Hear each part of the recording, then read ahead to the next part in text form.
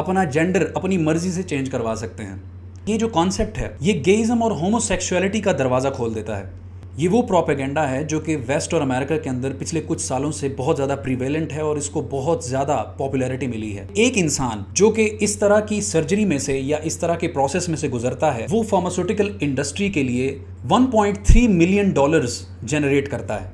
Vote डालने के लिए तो बेसिक एज रिक्वायरमेंट 18 साल की है, लेकिन अपना जो सेक्स डिसाइड करने और जो जेंडर डिसाइड करने की जो चॉइस है उसको एक्सरसाइज करने के लिए आपके पास कोई एज रिक्वायरमेंट नहीं है। 10 में से एक मर्द ऐसा होता है जिसकी जो कुछ टेम्परामेंट होता है वो लड़कियों से या औरतों से ज़्यादा रिजेंबल करता है, जिनको हम गर्लिश बॉयज़ कहते हैं। और इसी तरह कुछ औरतें होती हैं जिसे हम बॉयश गर्ल्स कहते हैं। और हमारे जैसे जो डेवलपिंग कंट्रीज़ होते हैं वो इन्फीरियरिटी कॉम्प्लेक्स का शिकार होते हैं और अपने आप को प्रोग्रेसिव साबित करने के चक्कर में जो चीज़ हमें वेस्ट और अमेरिका से मिलती है हम उसे आंख बंद करके उसकी पैरवी करना शुरू कर देते हैं। हेलो, मेरा नाम है मतीन हसनैन। पाकिस्तान में रिसेंटली नेशनल असेंबली के अंदर ट्रांसजेंडर कम्युनिटी के राइट्स प्रोटेक्शन के हवाले से एक बिल पास हुआ है जिसमें ट्रांसजेंडर कम्युनिटी के बेसिक फंडामेंटल राइट्स जो हैं उनको प्रोटेक्ट करने के हवाले से बात की गई है। वैसे तो हमारा जो आइन है वो हर पाकिस्तानी को ये बेसिक फंडामेंटल राइट्स प्रोवाइड करता है, लेकिन क्योंकि ट्रांस कम्युनिटी को पाकिस्तान के अंदर ये जो राइट्स हैं उनको नॉर्मली नहीं दिए जाते, तो इस बिल के थ्रू उन बेसिक फंडामेंटल राइट्स को एक्टिवली इन्फोर्स करने के बारे में बात की गई है। इन हकूक़ के अंदर उनके जो बेसिक राइट्स हैं उसके अंदर राइट टू वोट है, right to education, right to job, right to basic health care and right to assemble जैसे डिफरेंट राइट्स की बात की गई है। क्योंकि ये हमारा काफ़ी पिसा हुआ तबका है तो इनके हवाले से जो ये स्टेप उठाया गया है ये काफ़ी खुश आइंद बात है। लेकिन इस बिल की आड़ के अंदर जो एक और काम हुआ है उसके बारे में जो हमारे मुल्क की जो रिलीजियस कम्युनिटीज़ हैं उनको भी काफ़ी रिजर्वेशंस हैं और जो सोशल साइंस के कुछ स्टूडेंट्स हैं जैसा कि मैं, हमें भी काफ़ी इस बिल के हवाले से कुछ रिजर्वेशंस हैं। फॉर एग्ज़ाम्पल जिस शिक के बारे में पर्टिकुलरली ये सब कम्युनिटीज़ शिकवा कर रही हैं वो सेल्फ परसीव्ड जेंडर आइडेंटिटी की जो शिक इसमें शामिल की गई है उसके हवाले से है।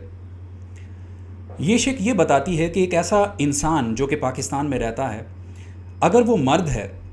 उसके जो सेक्स ऑर्गन्स हैं, उसकी जो फिज़ीक है वो अगर मर्द से रिजेंबल करती है लेकिन उसको अंदर से ये फील आती है कि वो औरत है शायद, और अगर इसी तरह एक औरत है जिसके सेक्स ऑर्गन्स या उसके जो बॉडी है वो फीमेल की है लेकिन उसको अंदर से ये लगता है कि वो शायद मेल है,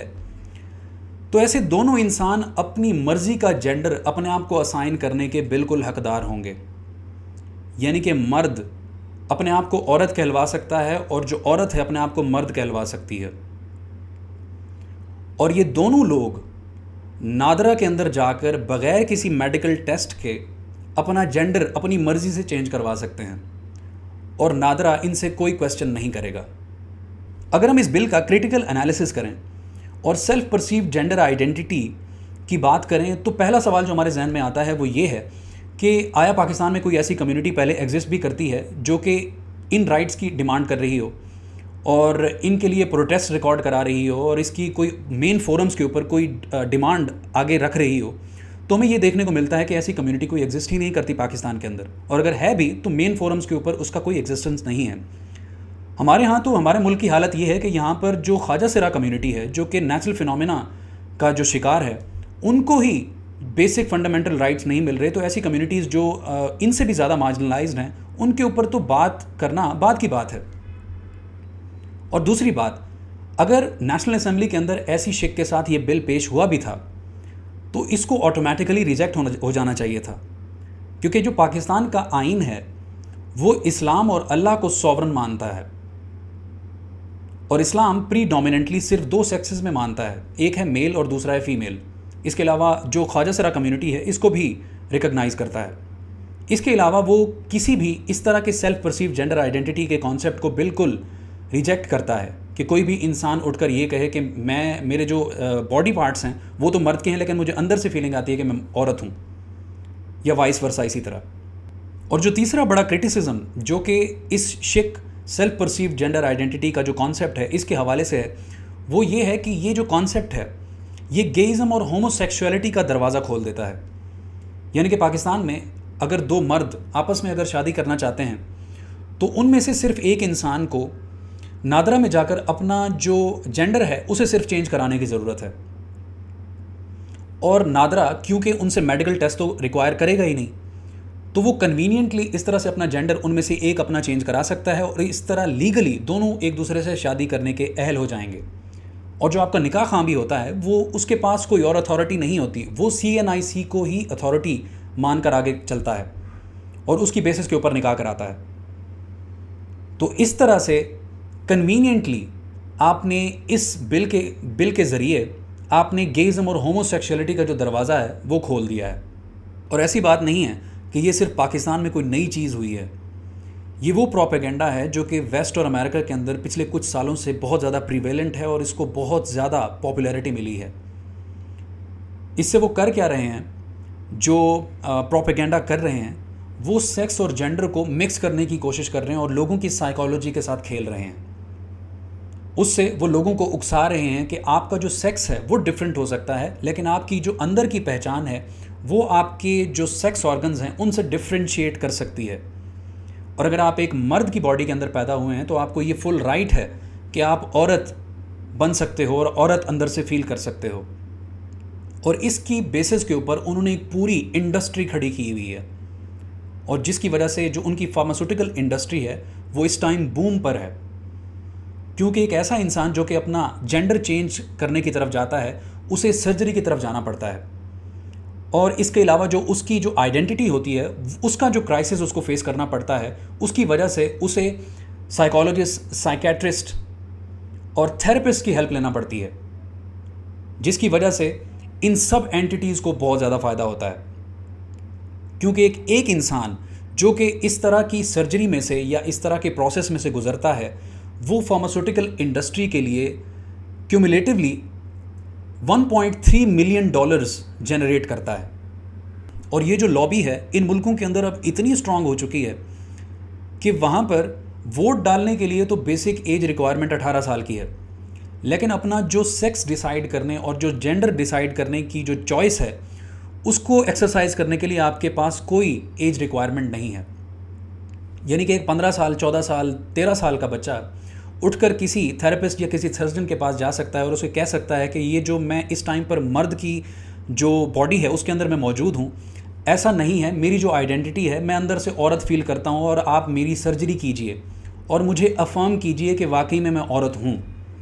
यानी कि वो डॉक्टर को जाकर खुद बताता है कि मैं हूँ, मुझे आपसे मशवरा लेने की कोई ज़रूरत नहीं है। इसके अलावा अगर कोई सर्जन कोई रिटेलिएट करता है और उसकी सर्जरी करने से इनकार करता है तो उसको लीगल नोटिस जाएगा और उसका लाइसेंस कैंसिल करने तक की नौबत आ सकती है। क्योंकि इन तमाम मुल्कों के अंदर इस प्रोपेगेंडा को गवर्नमेंट की बैकिंग अवेलेबल है, जिसकी वजह से ये जो आइडिया है ये बहुत ज़्यादा सेल हो रहा है और बहुत ज़्यादा पॉपुलर हो चुका है, जिसकी वजह से लोग धड़ाधड़ सर्जरीज़ कराकर ट्रांस मैन या ट्रांस वुमेन बनते जा रहे हैं, जिसकी वजह से इनकी तादाद इतनी ज़्यादा बढ़ चुकी है कि उनको अकोमोडेट करने के लिए और उनके राइट्स को प्रोटेक्ट करने के हवाले से काफ़ी सोसाइटल इश्यूज़ सामने आ रहे हैं। जैसे कि एक बहुत बड़ा इशू जो आजकल वेस्ट और अमेरिका के अंदर जिसकी बहस छिड़ी हुई है वो है स्पोर्ट्स के हवाले से, कि अब जो मर्द जो सर्जरी कराकर औरतें बने हैं उनकी जो फिज़ीक है वो तो मर्दों की तरह है, उनकी जो फिज़िकल स्ट्रेंथ है वो मर्दों की तरह है, लेकिन उनकी जो डिमांड है वो है कि उन्हें औरतों की स्पोर्ट्स के अंदर कम्पीट कराया जाए। और इसके ऊपर बहुत ज़्यादा डिबेट है क्योंकि उससे औरतें तो बिल्कुल कंपटीशन से एलिमिनेट हो जाएंगी। इसके अलावा सेपरेट बाथरूम्स की वहाँ पर एक बहुत बड़ी डिबेट छिड़ी हुई है कि अब इनके लिए सेपरेट बाथरूम्स बनाने चाहिए, क्योंकि उसके अंदर न्यूडिटी का जो बहुत बड़ा फैक्टर है वो बहुत इन्वॉल्व हो चुका है। इसके अलावा ये जो प्रोपेगेंडा है और ये जो लॉबियस्ट हैं इस सारी कैंपेन के, वो बहुत सारे इंस्टेंसेस में एक्सपोज भी हुए हैं। यानी कि ये जो झंडा लहराते रहते हैं कि आपका जो एक्सटीरियर सेक्स है उसका इंटीरियर सेक्स से कोई ताल्लुक़ नहीं है, आप बाहर से मर्द हो सकते हो लेकिन आप एक्चुअली में अगर अंदर से औरत फील करते हो तो आप एक्चुअली में औरत हो, लेकिन अगर आप बाहर से फीमेल हो और अंदर से मर्द फील करते हो तो आप मर्द हो। तो इसका एक बहुत ही फेमस इंस्टेंस था जिसके अंदर ये एक्सपोज हुए। उसके अंदर ये था कि CNBC की रिपोर्ट थी जो कि गार्डियन के अंदर भी पब्लिश हुई। उसके अंदर एक मर्द जो कि रेपिस्ट कन्विक्टेड था, उसको जब जेल में भेजा गया तो वहाँ पर उसने क्लेम किया कि मैं अब ट्रांस वुमेन हूँ यानी कि मैं अब औरत हूँ और मैं अंदर से औरत फील करती हूँ, तो मुझे औरतों के प्रिजन के अंदर डाला जाए। तो क्योंकि उनके राइट्स को वहाँ पर वेस्ट के अंदर और अमेरिका के अंदर बहुत ज़्यादा प्रोटेक्ट किया जाता है, तो उसको उसकी डिमांड के मुताबिक वहाँ पर फीमेल प्रिजन के अंदर डाल दिया गया। लेकिन होता कुछ यूँ है कि कुछ ही महीनों के बाद वहाँ पर उसने 2 जो फीमेल्स थी उसके ऊपर रेप अटेम्प्ट किया। उसके बाद ये मामला कोर्ट में गया और वहाँ पर भी ये बात एक्सेप्ट की गई और उस बंदे ने भी खुद भी माजरत की, माफ़ी मांगी और कोर्ट ने भी माफ़ी मांगी उन विक्टिम से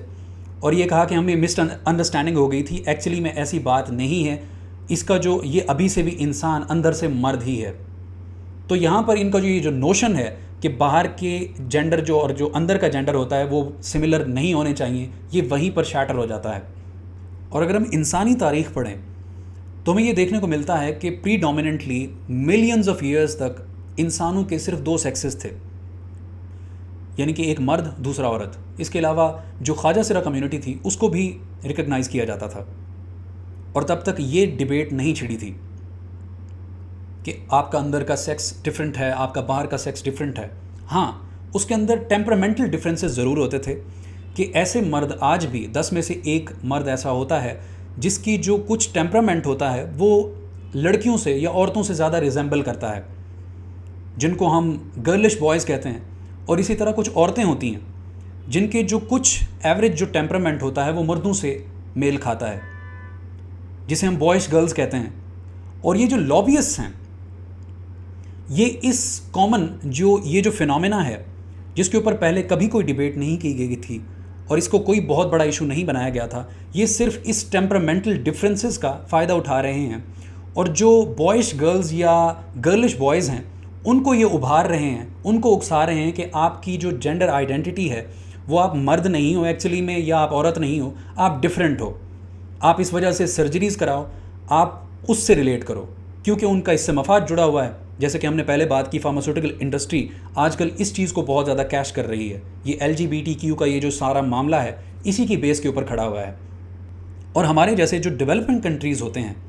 वो इन्फीरियॉरिटी कॉम्प्लेक्स का शिकार होते हैं और अपने आप को प्रोग्रेसिव साबित करने के चक्कर में जो चीज़ हमें वेस्ट और अमेरिका से मिलती है हम उसे आंख बंद करके उसकी पैरवी करना शुरू कर देते हैं, बग़ैर इसको जाने कि इसकी रिपरकशंस क्या हो सकती हैं, हमारी जो वैल्यूज़ हैं, हमारा या जो सिस्टम है वहाँ पर एप्लीकेबल है भी कि नहीं, या वहाँ पर इसको लागू करने के बाद उनको क्या प्रॉब्लम्स फेस करने पड़ रहे हैं, उसको कता नज़र उसको देखे बगैर हम इन चीज़ों को अंधाधुंध हम फॉलो करते जाते हैं। अगर आप वैसे इस सारे फिनोमेना, इस प्रोपेगेंडा, इस लॉबिंग के बारे में अगर आप ज़्यादा डिटेल में जानना चाहते हैं तो नेटफ्लिक्स की एक बहुत ही अच्छी डॉक्यूमेंट्री है व्हाट इज़ अ वुमन, आप वो देख सकते हैं, जिसके अंदर बहुत ही डिटेल के अंदर इस सारे फिनोमेना को एक्सप्लेन किया गया है, इन प्रोपेगेंडा को एक्सपोज किया गया है। इसके अलावा एक बुक है जो कि बहुत अच्छी बुक है, इरिवर्सिबल डैमेज के नाम से, वो आप पढ़ सकते हैं। और आखिर में रिमार्क्स यही कि हमें ये देखना पड़ेगा कि कौन सी चीज़ जो है हमें वेस्ट से उठानी है, कौन सी नहीं उठानी, कौन सी चीज़ जो है उसके जो इश्यूज़ हैं उनको वहाँ पे फेस करने पड़ रहे हैं और जिसके बहुत ज़्यादा भयानक कॉन्सिक्वेंसेस हो सकते हैं। इसलिए हमारी जो नेशनल असेंबली है और जो सेनेट है उनको चाहिए कि ये जो बिल हमारे पास ये जो पास हुआ है इसको रिवाइज़ करे और रिकन्सिडर करे और रिविज़िट करे, और इसके अंदर जो अच्छी बातें हैं उसको सारे ही एक्सेप्ट करते हैं। जो ट्रांसजेंडर कम्युनिटी के हवाले से, जो उनके फंडामेंटल राइट्स के हवाले से जो बात की गई है उसको यूनानिमसली सब एग्री करते हैं। लेकिन ये जो शिक सेल्फ परसीव्ड जेंडर आइडेंटिटी के हवाले से ये जो बात की गई है ये काफ़ी कॉन्फ्लिक्टिंग है और इसके बहुत ज़्यादा भयानक नतायज हो सकते हैं अगर इसके ऊपर रिविजिटिंग नहीं की गई तो। Thank you very much.